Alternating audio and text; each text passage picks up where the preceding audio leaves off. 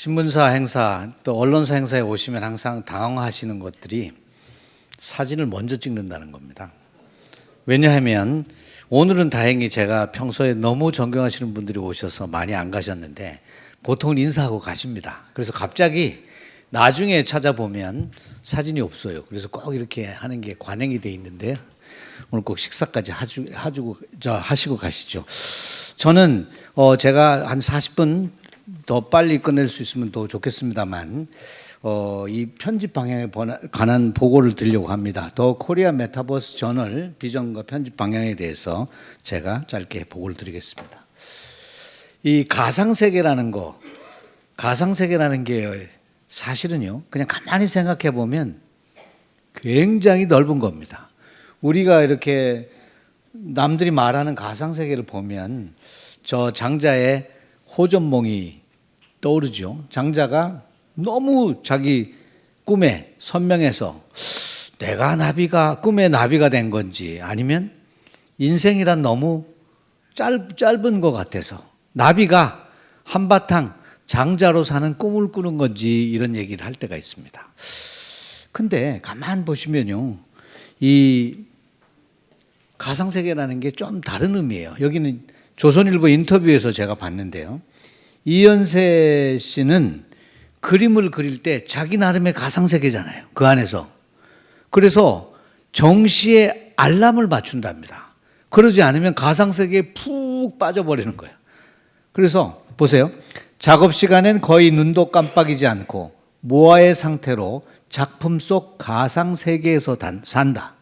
정각의 알람이 울리면 눈을 감고 내 나름의 방식으로 명상을 하면서 비로소 현실 세계로 돌아온다. 원래 이게 조선일보에서 명상 관련된 시리즈입니다. 그래서 명상을 어떻게 하냐 봤더니 사실은 여기는 거꾸로예요. 우리가 생각하는 명상을 하다가 나오는 건데 나오기 위해서 명상한다는 거예요. 정신 차리고.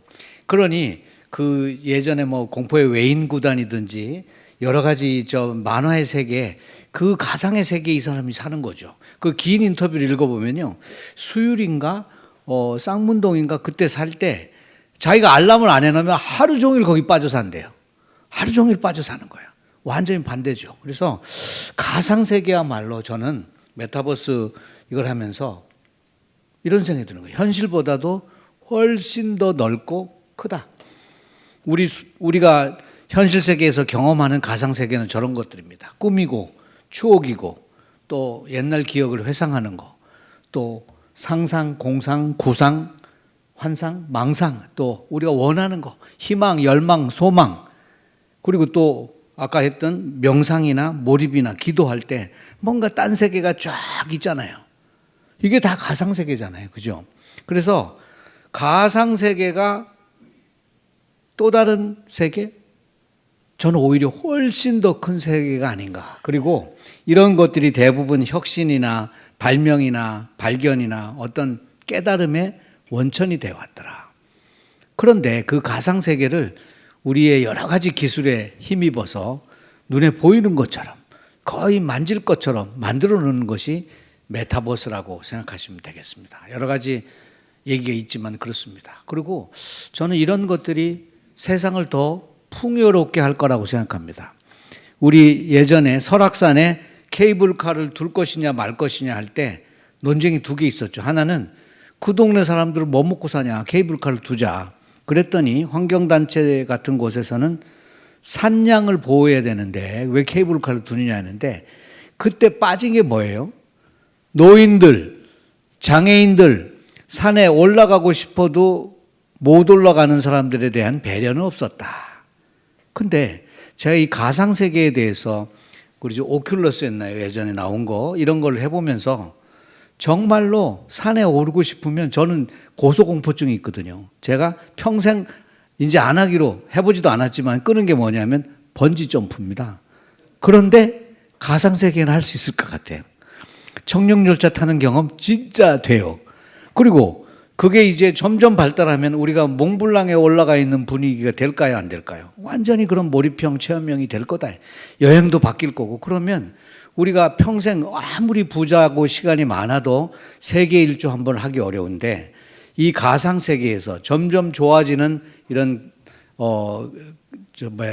안경 같은 HMD인가요? 그런 걸 끼고 하면 노인들도 장애인들도 또는 시간이 적은 분도 또는 그만한 비용이 안 되는 분도 세계 여행을 경험할 수 있고 그다음에 청룡열차 같은 걸 탈 수 있을 것이다. 그래서 저는 우리 가상 세계가 점점 더 많은 풍요로운 시대를 열어갈 거다. 우리가 많이 들으신 것들입니다.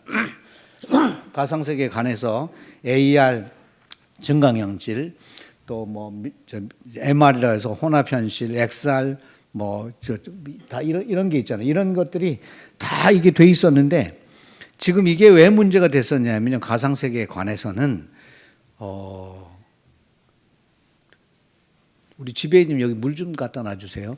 가상 세계에 관해서는 우리가 코로나 때 너무 뜬 거예요. 코로나 때 너무 떠서 앞으로는 무조건 가상세계가 될 것이다. 회의도 전부 줌으로 할 것이다. 또는 메타버스 회의가 있을 것이다.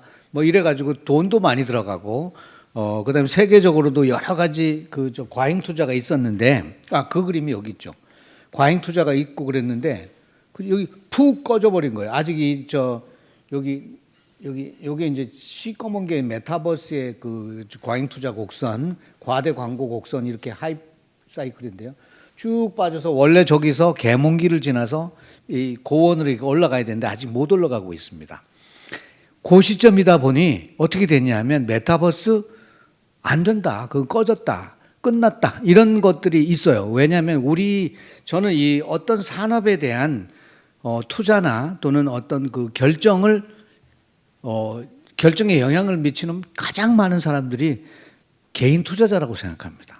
자기가 손해보면 절대 안 된다, 끝났다, 난 다시는 저리 안 간다. 그것은 어쩌면 산업 전망이라기보다는 자기 투자에 대한 자기의 어떤 다짐 같은 거예요. 그러다 보니 메타버스라는 이름이 붙었던 것들이 한때 코로나 초기 이럴 때는 확 뜨다가 세계적으로도 푹 꺼집니다. 또 하나는 이따가 신승호 발행인이 발표할 때도 얘기하시겠지만 와서 실망을 하는 거예요. 왜냐하면 대부분이 메타버스는 아바타가 들어가는 게임같이 생각합니다. 세계 최대의 로블록스 같은 거, 그 다음에 국내의 제페토 같은 거. 이런 데 가서 아바타가 있고 이상적으로는 그 안에서 대화도 하고 그럴 것 같지만 막상 들어가 보니 특히 회의가 끝나고 보니 혼자 있고, 그죠? 또 아까 무슨 백화점에서 막 놀았는데 가보면 백화점 점원만 가만히 움직이지도 않고 있고, 그래서 그거를 난 플레이어 캐릭터, 그래서 NPC라고 합니다. NPC가 움직일 방법이 없어요. 누가 와서 거기다 조정을 하지 않는 한, 또는 그 아바타를 쓰는 주인이 나타나서 얘기하지 않는 한. 그런데 생성형 AI 발전에 힘입어서 그런 것들이 팍 되기 시작한 거잖아요. 거기 가보면 그 세계 자체가 작은 세계가 아니라 큰 세계가 되어버리는 거죠. 이거는 인공지능에 관한 과다 투자 곡선인데, 여기도 보면 메타버스나 여기가 지금 이거 뭐지? 제가 꺼졌나요? 다른 거 안 만져야겠다. 여기 몰려 있습니다. AI도 생성형 AI나 여기가 이제 너무 과다 투자돼서 또는 과다 광고를 해서 좀 이렇게 빠지는 면에 있습니다. 여기 계몽기를 지나서 평원으로 올라가는 거 보면 컴퓨터 비전이 저렇게 돼 있고요. 그다음 클라우드 AI 서비스가 이제 올라가려고 하고 해서 전체적으로는 세계적으로 정말 성공 사례는 아직 없었다. 이 메타버스도 보시면 여기가 21년부터 24년까지 한 5년간 쭉 쳐져 있었던 겁니다. 이제 글로벌 메타라는 기업을 중심으로 메타 주가가 저 때하고 비교해보면 한 2배가 되잖아요. 그래서 메타버스가 확실하게 살아나고 있다. 아까 이성재 아나운서도 얘기를 했습니다만 요즘에 조중동 환경 매경 이런 데를 포함하고 MBC, SBS 뉴스 보세요. 정치 뉴스 빼고는 AI 뉴스뿐입니다. 그렇지 않습니까? 중국에 딥시크가 나왔다. 또 그다음에 더 좋아지는 게 나왔다. 전 국민 무료 AI를 하겠다 해서 AI하고 그다음 가끔 이제 메타버스하고 이 두 개를 빼면 새로운 게 도대체 하늘 아래 뭐 있느냐 이런 분위기가 납니다. 그러므로 저희는 가상세계라는 게 우리가 발견한 또는 우리가 같이 살아온 세계인데 점점 더 커지고 있다. 그 중에 메타버스라고 구체적으로 이름이 지어진 이 산업, 이 서비스는 생성형 AI의 빅뱅에 힘입어서 점점 더 커져갈 것이다. 그 맨 앞에 서 있는 것이 저는 저희 같은 포지션이라고 생각합니다. 그래서 지금 이게 막 떠올라갈 때 그 위험성도 있지만 그 떠올라갈 때 어떻게 하면 내가 제대로 투자를 할지 또는 어떻게 하면 내가 내 일자리를 이 분야에서 찾을지 거기에 지표를 제시하는 게 저희들 목표입니다. 그렇죠? 지나친 기대였고 거품이 이제 꺼져갔다. 생성형 AI가 발전하면서 그러나 그 메타버스 산업은 다시 부활하고 있다는 겁니다. 요거는 그 테드닷컴에 나와서 저기 이분이 이제 강의를 하는 건데 보면 거기서 이런 얘기가 나옵니다. 자기네 가족들은 어릴 때부터 살고 싶었던 집을 이렇게 메타버스 공간에 만들어 놓고 계속 키워가고 있다는 거예요. 그런 얘기도 하고 또 거기 있다가 그 구성원이 사라지면 애완견이 죽으면 그래도 저기 남아있더라는 거예요. 묘하게 그 굉장히 감동적이더라고요. 그리고 그걸 만들어가는 이런 거 보시면요. 가상세계가 오히려 제 얘기도 빵 하고 날아가 버리는데 가상세계야말로 거꾸로 보면 굉장히 보존성이 있는 게 아닌가. 그 가치. 특히 가족들 이런 경우. 현실은 바로 사라지지만 메타버스에서는 모아둘 수 있고 그래서 메타버스 자서전, 메타버스 엄마방이 가능하지 않을까. 자서전은 뭐냐면 우리가 그런 서비스들이 분명히 나옵니다. 저희가 할지 남이 할지 모르겠지만 이제 웬만한 자료를 제대로 모아놓기만 하면 뭐 굳이 나중에 그 자서전을 써야 됩니까? 자기 사진들, 사진의 그 갖가지 메모. 요즘 그 생성형 AI가 너무 뛰어나서 사진 몇 장 툭 던져줘도 쫙 만들잖아요. 그거는 제가 2년을 써봤는데요. 2년을 그 나오자마자부터 해서 저기 계신 이상은 박사하고 같이 메타버스 활용이 챗GPT였지 제목이 챗GPT 활용이 이렇게 쉬웠어라는 책을 썼는데 그때 왜 썼냐 하면요. 그 앞에 가서 서 있어 보려고 썼습니다. 그리고 그때 이제 버릇이 돼서 그 해에 제가 책을 3권을 작업했어요. 초벌 번역을 생성형 AI에 시키고 그랬더니 제가 그때 실감하는 제 생산성의 향상이 20배였습니다. 20배. 그런데 공식적으로 나오는 거 보면 생산성이 2~3배 개인차가 있지만 늘기도 한다 이렇게 돼 있었는데 요즘은 어떤 얘기들을 하냐면 100배를 자신하는 사람들도 있습니다. 왜? 10명이서 유니콘 회사를 충분히 만들 수 있겠더라. 지금 그게 너무나 그 일자리에 대한 박탈 또는 일자리의 증발이라는 우려도 있지만 그 안에서 새로운 일자리도 나타나고 있기 때문에 이 현상이 올해부터 굉장히 심해지겠죠. 그죠? 그런데 분명히 저 메타버스 엄마방이라는 거 저런 겁니다. 우리가 구글이나 네이버나 이렇게 검색 기준의 우리 그 관행으로는 자기가 진짜 원하는 정보에 도달하는데 평균 8회가 걸린답니다. 광고도 나오고 기타 등등 정보도 나오고 하다 보니 그런데 예를 들면 이 메타버스 엄마방이다. 예를 들면 오랜만에 며느리나 딸의 그 아이 그러니까 자기한테 손자 손녀를 목욕을 한번 시키려는 할머니가 한 30년 지났기 때문에 기억이 안 나는 거예요. 얘는 우유를 어떻게 먹여야 되는지, 목욕은 어떻게 시켜야 되는지, 물이 어느 정도 돼야 되는지 그거를 구글에 검색을 하면 8번 가야 나온다는 거예요. 온도는 팔꿈치로 재세요. 몇 도가 좋습니다. 뭐부터 하고 뭐. 근데 메타버스 엄마방이 있으면 초보 엄마방이 있으면 그 아바타들이 계속 젖도 먹이고 목욕도 시키고 빨래도 하고 다 한다는 거예요. 들어가는 순간 알 수 있다는 거죠. 그래서 검색의 시대는 끝났다. 그 넥스트 검색보다는 질문, 검색보다는 리퀘스트 요청, 검색보다는 오다, 명령의 시대가 온다.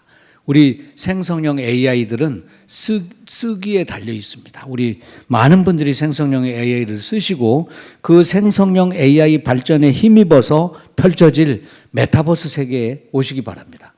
그걸 우리가 사례를 몇 개 보여드리면 이게 BTS의 서울 공연이었습니다.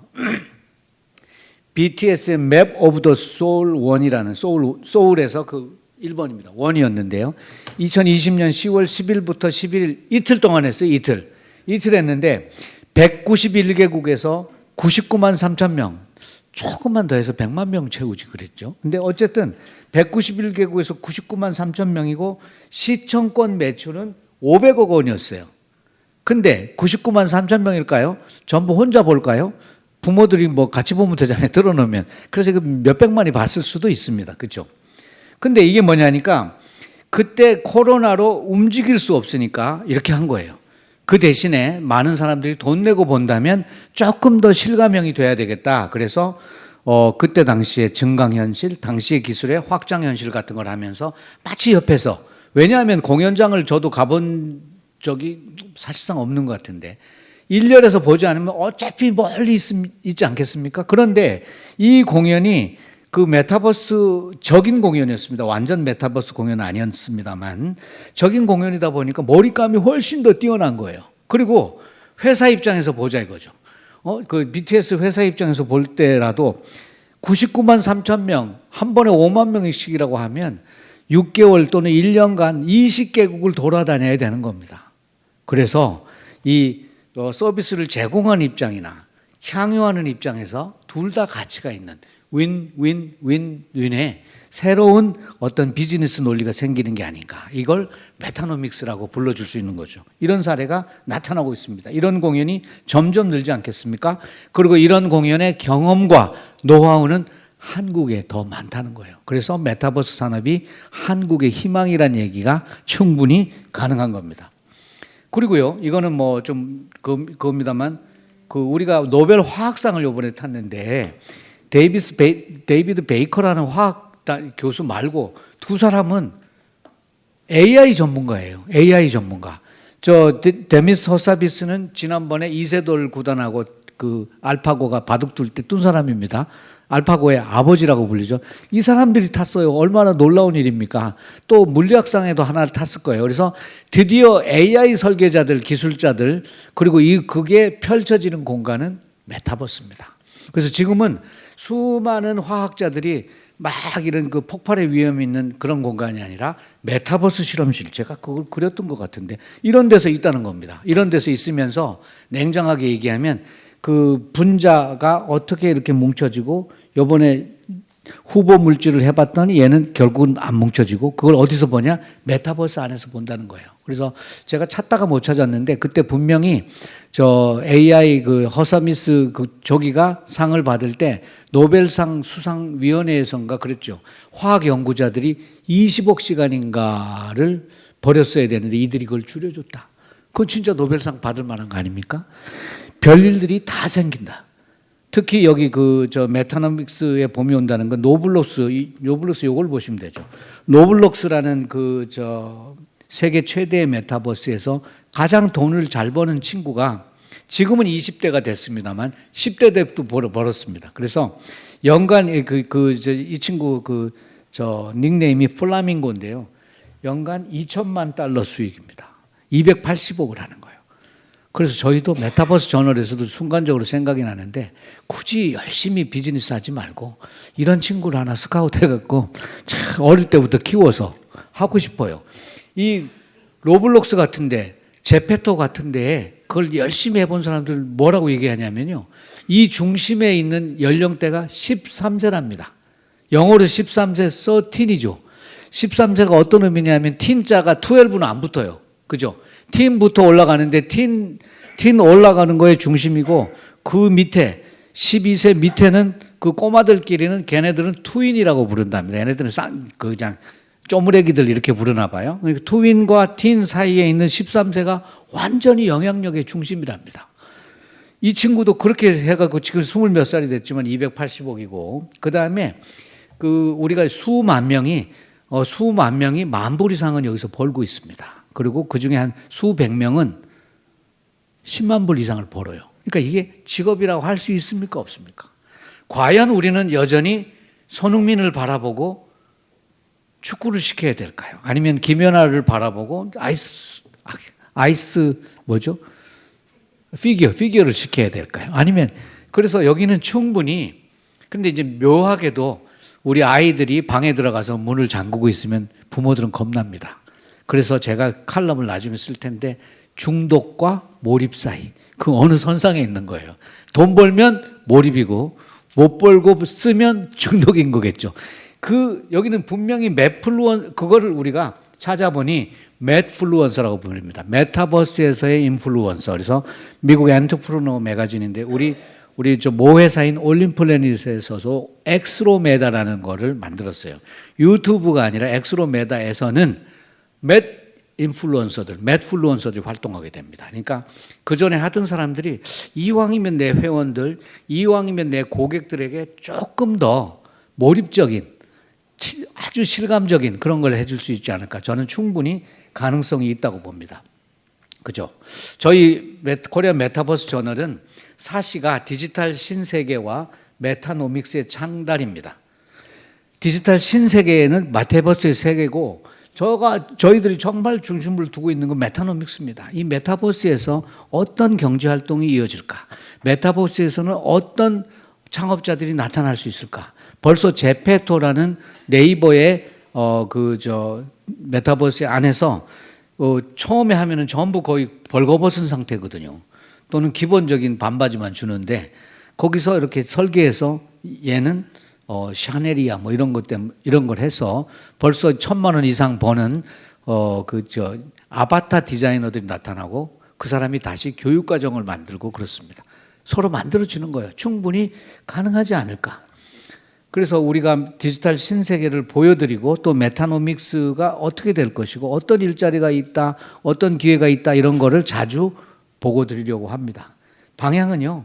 저희는 희망의 저널리즘이라는데 희망의 저널리즘이라는 말들은 호프 저널리즘이라고 해서 많이 쓰는데 의외로 여기 안 써요. 왜냐하면 세계적으로 대부분의 저널리즘은 절망의 저널리즘입니다.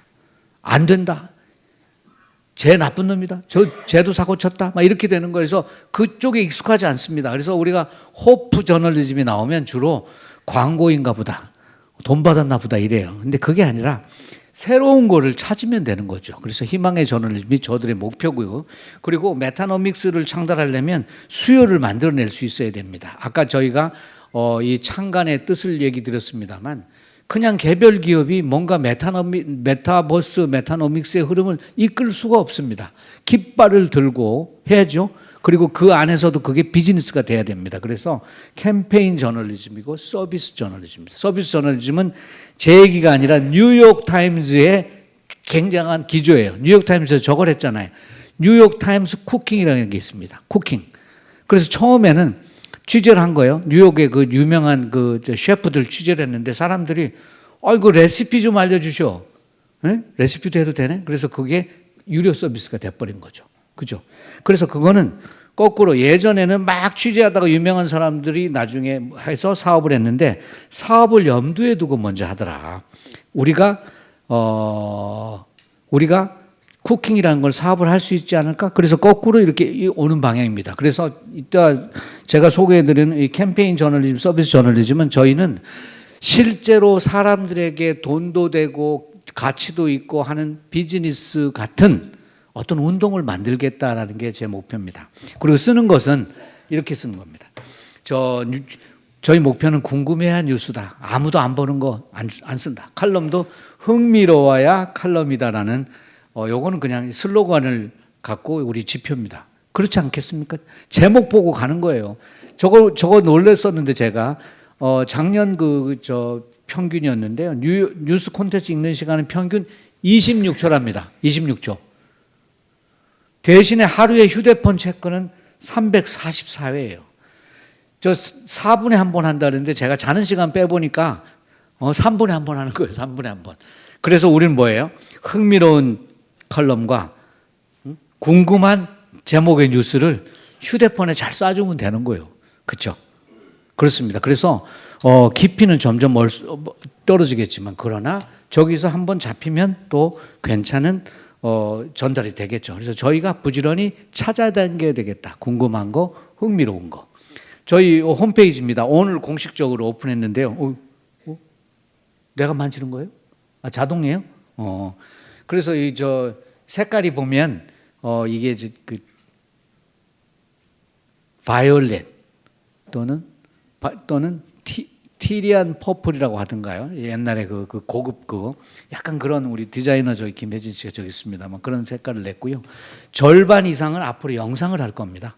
영상을 좀 보시더라고요. 그리고 우리 권상민 기자 저 좋은 목소리로 활용해서 팟캐스트도 할 겁니다. 그래서 지나가다가도 듣고 하는 거예요. 그리고 뉴스 같은 경우도 우리는 주로 특별히 저걸 안 했어요. 그 산업이다 국제다 그거 안 했어요. 뉴스와 칼럼 그리고 영상 리포트 뭐 이런 것만 할 텐데 그건 뭐냐면 지금 우리는 그 집중하려고 합니다. 메타버스와 AI 조금 더 움직이면 비트코인은 별로 안 하더라도 NFT, STO 이런 데서도 하고 관련된 기술들 클라우드 뭐 배터리 이런 것도 하겠습니다만 그렇게 잘 준비해 가보겠습니다. 그리고 저희는 댓글을 싫어해요. 댓글을 하면요 쓰는 사람들 상처만 있고 그래서 저는 댓글을 없앴고요.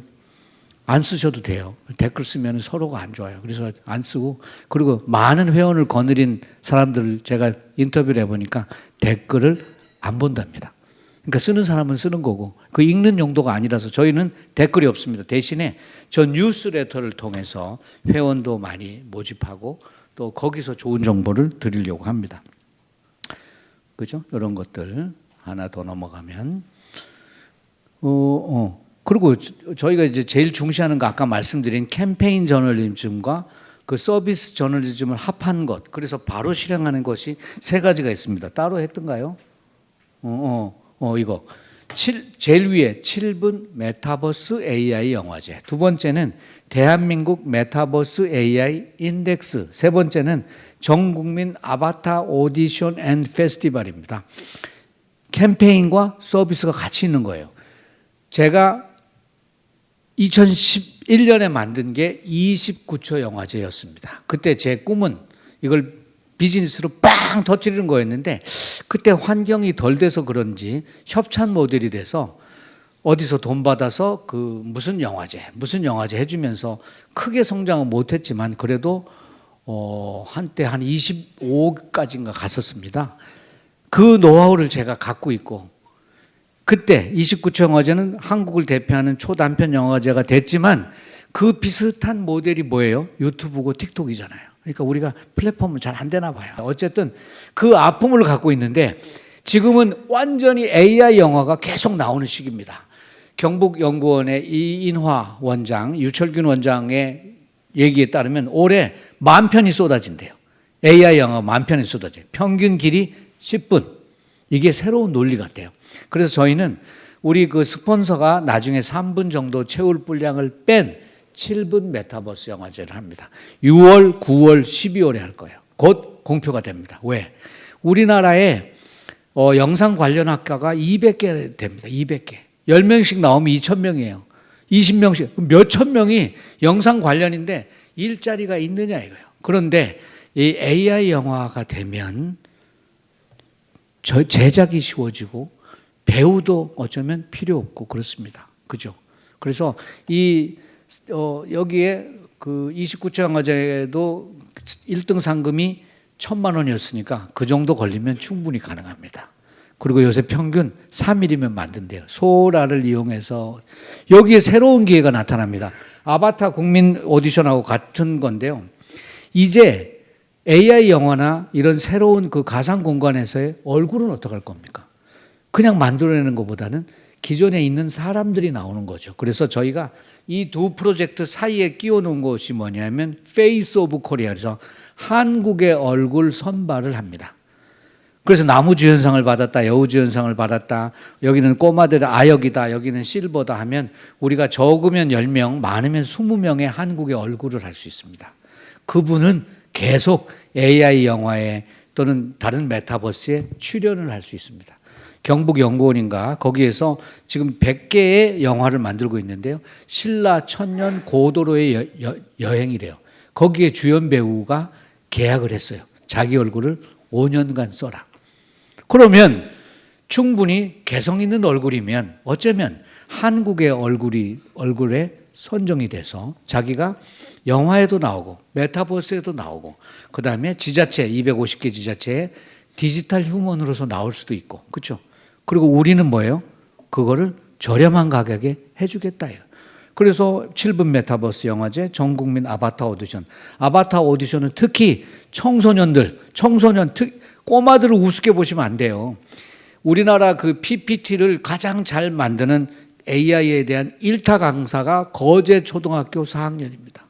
지금 계속 우리 PD가 계속 인터뷰하려고 요청 중인데 애가 이메일을 잘 확인 안 했는지 아니면 확인하고도 고민에 빠졌는지 모르지만 다시 10대들이 전면에 등장할 겁니다.